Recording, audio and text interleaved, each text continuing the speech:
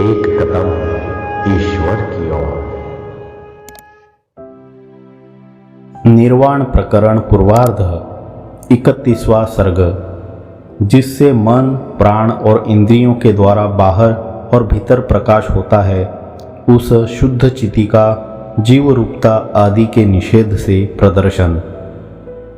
ईश्वर ने कहा, जिस प्रकार स्वप्निक मदिरा मद से जनित मोह में गिरी हुई मुग्धा स्त्री संभ्रम काल में मैं दुखी हूँ इस भावना से मिथ्या ही दुख बटोरा करती है, उसी प्रकार अज्ञान कीचड़ में फंसी हुई यह चिति भी अज्ञान काल में मैं दुखी हूँ इस भावना से पूर्व वर्णित मिथ्या ही जीवत जगत भाव बटोरा करती है।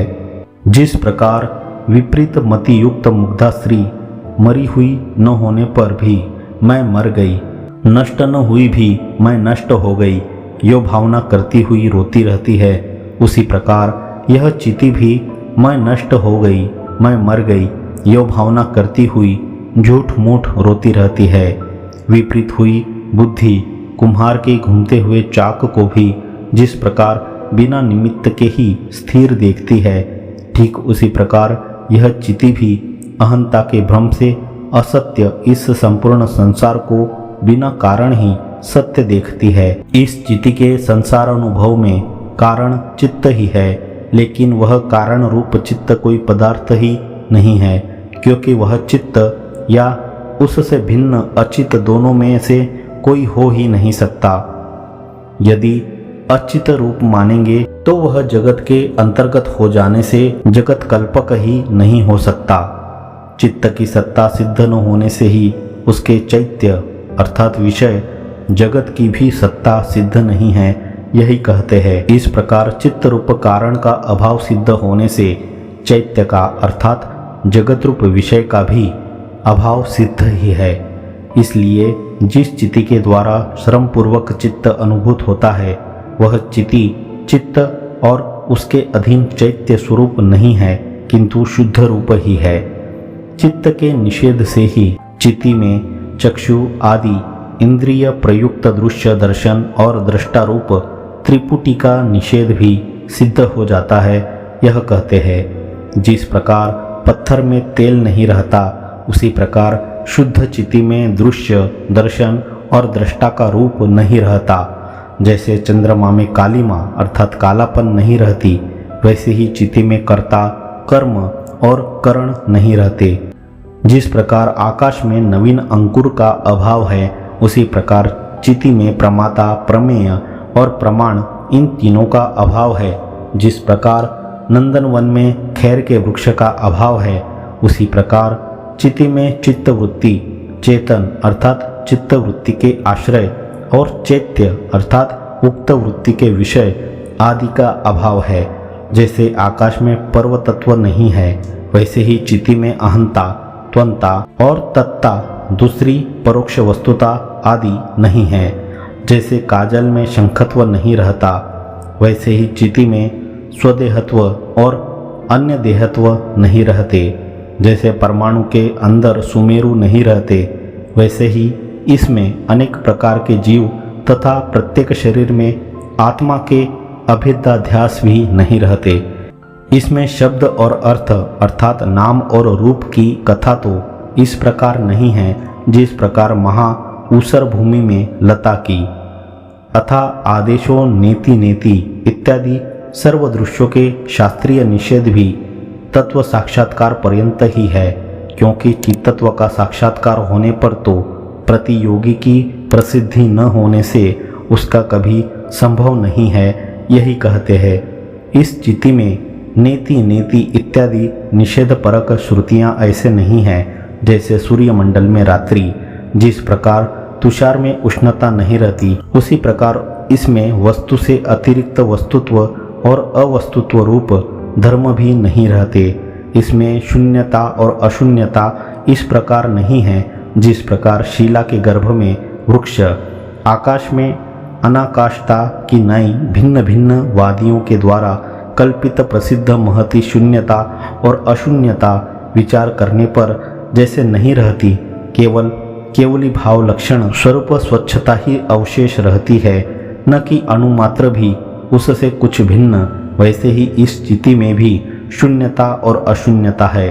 तब तो समस्त अनर्थों का मूल कारण हिरण्य गर्भात्मक समष्टि चित्त ही इस चिति का दोष है, क्योंकि एकमात्र उसी कारण से चतुर्विध शरीरों में उत्पन्न हुई यह चिति इन सब सांसारिक दुखों को प्राप्त करती है। उनका हम लोग कभी उच्छेद नहीं कर सकते, इस शंका पर कहते हैं चिति के दोषभूत हिरण्य गर्भ के चित्त रूप निमित्त से उत्पन्न हुई यह चिति इन दुखों को प्राप्त करती है, ऐसी बात नहीं है। किंतु हिरण्य गर्भ द्वारा उत्पन्न किए गए जो देह, इंद्रिय और उनके विषय है, उन सब में अहम, मम तथा ये सब अर्थ सत्य है इत्यादि केवल भावना मात्र से ही यह संसार रूप अनर्थ उपस्थित हुआ है। इसलिए तत्वज्ञ पुरुष में तथोक्त भावना के अभाव से ही संपूर्ण अनर्थों की शांति हो जाती है, इसे कहते हैं।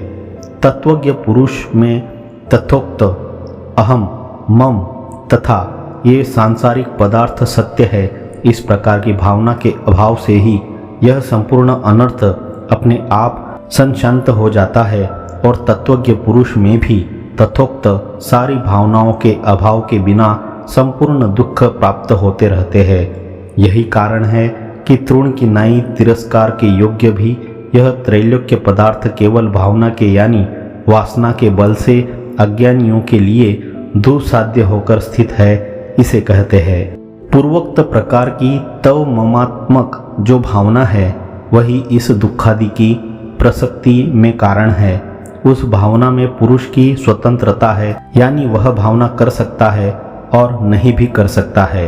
ऐसी स्थिति में जैसे तृण का परित्याग दुसाध्य नहीं है, वैसे ही त्रैलोक्य का परित्याग भी दुसाध्य नहीं है। तथोक्त भावना से स्थित हुआ यह संसार रूपी अनर्थ स्वाधीन होता हुआ भी दुसाध्य है। अर्थात यदि शंका हो कि अति सुलभ भावना त्याग स्वयं ही सिद्ध क्यों नहीं होता, तो इस पर कहते हैं जो जो कार्य है उनकी पुरुष अपने प्रयत्न से यदि सिद्धि नहीं करता तो वे कहाँ कैसे प्राप्त हो सकते हैं। साधारण तृण भी बिना हाथ फैलाए प्राप्त नहीं किया जा सकता। केवल भावना मात्र का त्याग कर देने पर परम पुरुषार्थ स्वरूप परमार्थ चिति सर्वत्र अनायास ही सुलभ है। इसी आशय से उस चिति का वर्णन करते हैं। निर्विकल्प अद्वितीय पर ब्रह्म स्वरूपिणी सर्वव्यापक होती हुई सकल तेजों को भी प्रकाशित करने वाली स्वच्छ और अति उत्कृष्ट जो यह चिति है, वह पुरुष की केवल एक भावना से प्राप्तव्य है।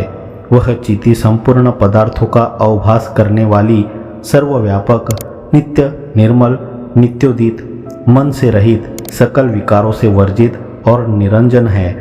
एक वही घट और पट में, वट और दीवारों में, शकट और वानर में, गधे और असुर में, सागर और भूत में तथा नर और नाग में सर्वत्र संस्थित है। जिस प्रकार दीपक पदार्थों के प्रकाशन के लिए कोई दूसरी क्रिया नहीं करता, केवल अपनी स्वरूप स्थिति से ही प्रकाशन में समर्थ हो जाता है, उसी प्रकार यह चिति भी साक्षी की नाई केवल चुपचाप अपने स्वरूप में बैठी रहती है।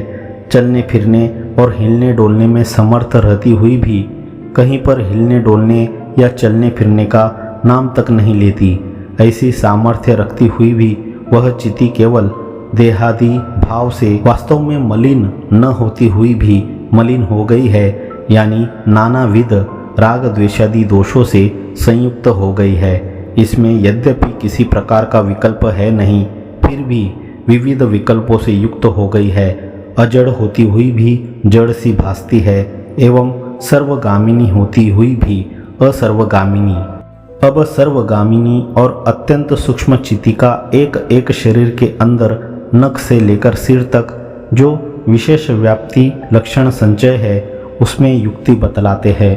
विशेष प्रकार का अभिमान आदि कोई विकल्प न छूने वाली सर्वगामिनी एवं अत्यंत सूक्ष्म स्वरूप पराचिति प्राण प्रधान लिंग शरीर में प्रतिबिंब भाव से अनुगत होती हुई हाथ पैर आदि जो अंग है एवं जो हृदय आदि स्थान तथा 72,000 नाड़ियों के अर्थात शिराओं के भेद है, उन सब को व्याप्त कर यानी उनमें प्रवेश कर सर्वत्र पहुंची हुई अपनी संवित का अपने उतने ही शरीर में मानो जबरदस्ती खींचकर उस प्रकार उपचय करती है जिस प्रकार लंबा और सूक्ष्म रेशम आदि तंतु टेकुआ आदि के ऊपर वेष्टन करने पर अत्यंत लंबा होने पर भी अपने को उतने ही स्थान में उपसंहृत कर बेर आदि के आकार के सदृश उपचय प्राप्त करता है। भद्र, इसी उपचय के कारण जागृत पुरुष की चिति बाह्य रूप आदि विषयों के अवलोकन एवं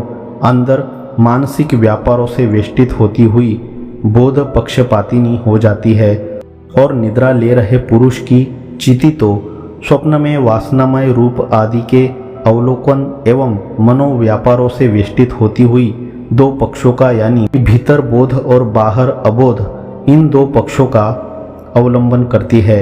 इसी प्रकार सुषुप्ति में अज्ञान मात्र की साक्षिणी एवं मैंने कुछ भी नहीं जाना इस प्रकार उठे हुए पुरुष के स्मरण से सदात्मक होती हुई भी चिति असत्प्राय होकर अबोध पक्ष का ही अवलंबन करती है।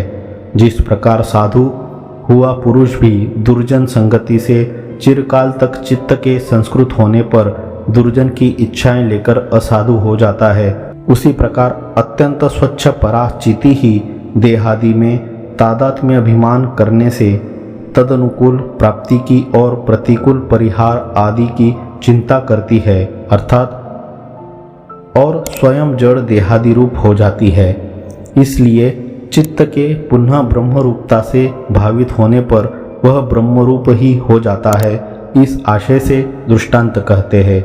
जिस प्रकार मालिन्य से सुवर्ण ताम्र रूप हो जाता है और मल का शोधन करने से फिर सुवर्ण रूप हो जाता है, उसी प्रकार अज्ञान रूप मल का शोधन करने से परमचिति अपने विशुद्ध स्वरूप में हो जाती है। जिस प्रकार सुंदर दर्पण अपने ऊपर आरोपित मल की शांति से प्रतिमा स्थिति अर्थात बार बार प्रतिबिंब की अभिव्यक्ति के योग्य स्वच्छता रूप स्थिति प्राप्त करता है, उसी प्रकार अज्ञान से जड़ता जीवता आदि सृष्टि मानो प्राप्त कर स्थित हुई चिति भी तत्वज्ञान से अपना स्वच्छता रूप कैवल्य पद प्राप्त करती है।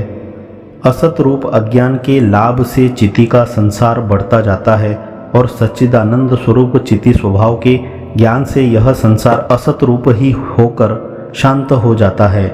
चयन स्वभाव होने के कारण जब चिति अपने भीतर असत रूप भिन्नता का संचय करती है, तब मानो अहंता प्राप्त कर स्वयं अविनश्वर स्वभाव होती हुई भी यह एक तरह से नष्ट हो जाती है।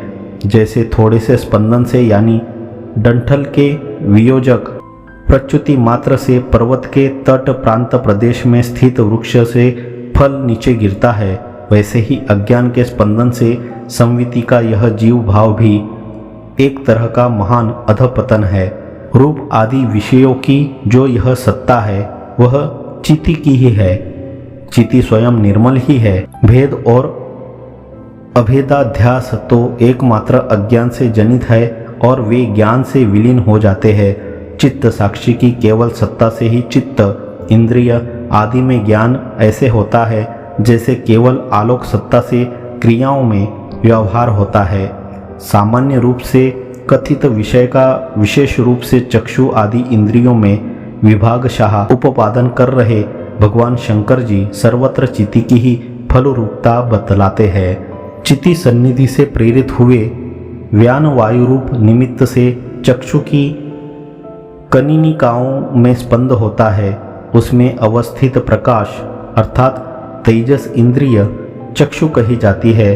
उस चक्षु के द्वारा नाली के सदृश बाहर की ओर प्राप्त कराए गए अंतकरण से व्याप्त घट आदि में उसी के समान आकार वाले नील पीत आदि रूप एवं उसकी घट आदि की आकृति का जो बोध होता है वह पराचिति ही है। इस प्रकार स्पर्शेंद्रिय से होने वाले त्रिपुटी भानस्थल में भी त्वगितेंद्रिय और वायु दोनों जड़ एवं तुच्छ अर्थात स्वतः सत्ता स्फूर्ति शून्य है। इसलिए चिति की सत्ता स्फूर्ति के बल से ही त्वचा और पवन का संबंध होता है और वही संबंध स्पर्शेंद्रिय कल्पना का निमित्त होने से स्पर्श कहा जाता है। उसके द्वारा उससे संबंध शीत उष्ण आदि द्रव्यों में जो शीतादि आकार की मनोवृत्ति होती है वह स्पर्श ज्ञान कहा जाता है।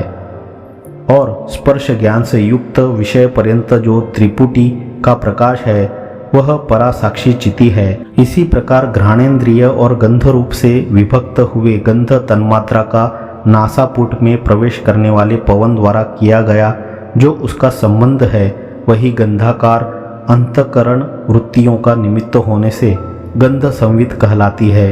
गंधाकार अंतकरण वृत्तियों की त्रिपुटियों का अंतकरण से शून्य अर्थात विविक्त जो प्रकाशात्मक ज्ञान है वह साक्षी चैतन्य ही है। शब्द तन्मात्रा और श्रवणेन्द्रिय का व्यान वायु के संसर्ग से उत्पन्न मनोवृत्ति रूप शब्द संवित्तियों में मन का अंश छोड़कर सुषुप्ति के सदृश निर्विकार साक्षी रूपा जो संवित्ति है वही परम चिति उदाहूत है। इसी प्रकार रसनेन्द्रिय जनित त्रिपुटी के साक्षात्कार फल में भी साक्षी चैतन्य का पृथक्करण कर अनुभव करना चाहिए। इसी प्रकार कर्मेंद्रियों की प्रवृत्तियों में हेतुभूत संकल्प स्वरूप मनोवृत्ति उसके मालिन्य के साक्षी रूप से भी आत्म चैतन्य ही स्थित है ऐसा विवेक करना चाहिए। यो कहते हैं कर्मेंद्रियों की प्रवृत्ति में तत्परता संकल्प से होती है, वह संकल्प मनन जनित है, वह मनन चित्त की कलुषता के कारण होता है और उन सब का साक्षी आत्मरूपा चिति सर्वविध मलों से निर्मुक्त है। ऐसी स्थिति में जबकि आंतर और बाह्य समस्त द्वैत प्रकाश साक्षी चैतन्य मात्र स्वरूप ही है, तब संपूर्ण द्वैत प्रपंच उसी साक्षी चैतन्य में अध्यस्त है। यह अनायास फलित हुआ। यह कहते हैं जिस प्रकार स्फटिक शिला अपने भीतर अरण्य पर्वत नदी आदि का प्रतिबिंब धारण करती है, उसी प्रकार अपने स्वरूप में ही स्थित प्रकाश स्वरूप नित्य चिति भी अपने भीतर यह जगत धारण करती है। किसी तरह के विकार आदि के बिना इस जगत को धारण कर रही अद्वितीय यह चिति न अस्त होती है, न उदित होती है, न स्पंदित होती है और न बढ़ती ही है। संकल्प शून्य स्वरूप यह चिति अपने आप संकल्प से जीव रूपता प्राप्त कर जड़ जगत का स्वरूप चैतन्य ही है यो भावना करती हुई अपने स्वरूप में ही स्थित हो जाती है। अब चैतन्य के बाहर निर्गमन में रथ परंपरा की कल्पना करते हुए कहते हैं इस चिति का रथ जीव है, जीव का रथ अहंकार है, अहंकार का रथ बुद्धि है और बुद्धि का रथ मन है, मन का रथ प्राण है, प्राण का रथ इंद्रिय समूह है, इंद्रिय समूह का रथ देह है और देह का रथ कर्मेंद्रिय समुदाय है। सभी रथों का कर्म संसार में परिभ्रमण ही है। जरा एवं मरण धर्म वाले देह रूपी पिंजड़े से युक्त जीव रूपी पक्षी का यह दोला चक्र इसी प्रकार घूमता रहता है, माईकत्व का ही उपादान करते हैं। इस प्रकार का असदात्मक यह जगत रूप चक्र विशाल स्वप्न की नाई आत्मा में ही प्रतिभासित होता है। मृग तृष्णिका जल के सदृश आभास रूप से स्थित यह तनिक भी सत्य नहीं हो सकता। मन का रथ प्राण है, यह जो कहा गया है उसमें वक्षमाण अर्थोपयोगी कुछ वैशिष्ट कहने के लिए उपपत्ति कहते हैं। हे मुनीश्वर, मानस कल्पना का निमित्त होने से यहाँ पर मन का रथ प्राण कहा गया है। जहाँ पर प्राण वायु रहता है वहीं पर मननात्मक संकल्प की स्थिति रहती है। जहाँ पर प्रकाश लक्ष्मी स्थित रहती है वहीं पर रूप प्रकाशित होता है। सूत्र रूप होने के कारण सबका धारण और संचालन करने में समर्थ बलवान प्राण वायु जहाँ स्थित रहता है वही स्पंदित होता है। ठीक ही है, जिस वन की ओर आंधी जाती है वही वन कंपित होता है, उसी प्रकार मन भी प्राण क्रिया का निमित्त है। यो व्यतिरेक सहचर के प्रदर्शन द्वारा कहते हैं मन के हृदय आकाश में विलीन हो जाने पर प्राणवायु उस प्रकार कंपित नहीं होता जिस प्रकार तेज का अभाव हो जाने पर रूप प्रकाशित नहीं होता। इसी प्रकार प्राण के निरोध से भी मन का निरोध होता है। यह कहते हैं प्राणवायु के भली प्रकार शांत हो जाने पर मन भीतर उस प्रकार तनिक भी कंपित नहीं होता जिस प्रकार आंधी के शांत हो जाने पर धूलि। इसीलिए मन का रथ प्राण है यह कहा गया है। यो कहते हैं जहाँ पर प्राण वायु जाता है वहीं पर मन रहता है। ठीक ही है। जहाँ जहाँ रथ गमन करता है वहीं सारथी भी रहता ही है। जिस प्रकार क्षेपण यंत्र से अर्थात गोफन से फेंका गया पाषाण तत्काल देशांतर में चला जाता है, उसी प्रकार प्राण के द्वारा प्रेरित हुआ चित्त उसी क्षण देशांतर में चला जाता है। वहाँ प्राण का निरोध होने पर मन क्षीण हो जाता है। जहाँ पुष्प रहता है वहाँ सुगंध रहती है, जहाँ आग रहती है वहाँ उष्णता रहती है, जहाँ समष्टि व्यष्टि प्राण रहता है वहाँ मन जाता है, एवं जहाँ पर चंद्र और चंद्रांश मन रहता है वहीं चांदनी और मनोवृत्तियाँ रहती है। इसीलिए चाक्षुष आदि संवितियों में प्रत्येक संविति के प्रतिवायु भी निमित्त है, यह मैंने पहले ही बतला दिया था। इस आशय से कहते हैं संवित्ति वायु के स्पंदन से होती है। उस वायु का समस्त अंगों में अन्न रस के प्रवेश के लिए सब नाड़ियों के साथ स्पर्श होता है और चित्त एवं मन से युक्त लिंग शरीर रूप प्राण कोटर में चितिका बिंब प्रतिबिंब भाव से द्विगुणीकरण द्वारा जो विस्पष्ट रूप होता है वह भी उसी वायु से होता है। आकाश की नाई अत्यंत स्वच्छ संवित सभी जड़ और अजड़ स्थलों में रहती है, परंतु लिंग शरीर में प्राणों के स्पंदन से स्पष्ट अभिव्यक्ति द्वारा वह एक तरह से संचलन कर रही सी अनुभूत होती है। सामान्य सत्ता मात्र स्वरूप से सब जड़ पदार्थों में भली प्रकार स्थित हुई भी वह चिति एकमात्र जड़ देह में ही प्राणवायु द्वारा उद्बोधित होकर आध्यात्मिक चित्त तादात्म्य की सामर्थ्य से सृष्टि आदि को ज्ञान रूप से जानती है। जो देह जीवन दशा में अनेक विस्तृत चमकीले उल्लासों से व्यवहार करती है, वही प्राणवायु के चले जाने पर मन के न रहने से तत्क्षण ही कंपन शून्य हो जाती है। हे मुने, यह परम चैतन्य अपने पुर्यष्टक में प्रतिबिंबित होता है। ठीक ही है, स्वच्छ दर्पण में ही प्रतिमा दिखलाई पड़ती है, न कि मलिन पत्थर आदि में। यदि शंका हो कि मन में प्राण के कारण चित्त का प्रतिबिंब होता है, यह पहले कहा गया, और अब पुर्यष्टक में चैतन्य का प्रतिबिंब होता है यह कहते हैं, ऐसी स्थिति में पूर्वापर विरोध क्यों नहीं होता? तो इस पर कहते हैं, महर्षि, समस्त कार्यों का एकमात्र कारण मन ही पुर्यष्टक है, यह जान लीजिए। उसी को अन्य आचार्यों ने अपने अभिप्राय से कल्पित शिष्य बोधोपयोगी उपायों से पुर्यष्टक कहा है। अब जीव उसकी उपाधि तथा उसके भोग्य रूप विश्व की उत्पत्ति स्थिति और लय चिदेक रस सन्मात्र ब्रह्म के ही अधीन है, इसलिए परमार्थ रूप से वे ब्रह्म स्वरूप ही है। यो अनुभव कराते हुए शंकर जी उपरयुक्त विषय का उपसंहार करते हैं।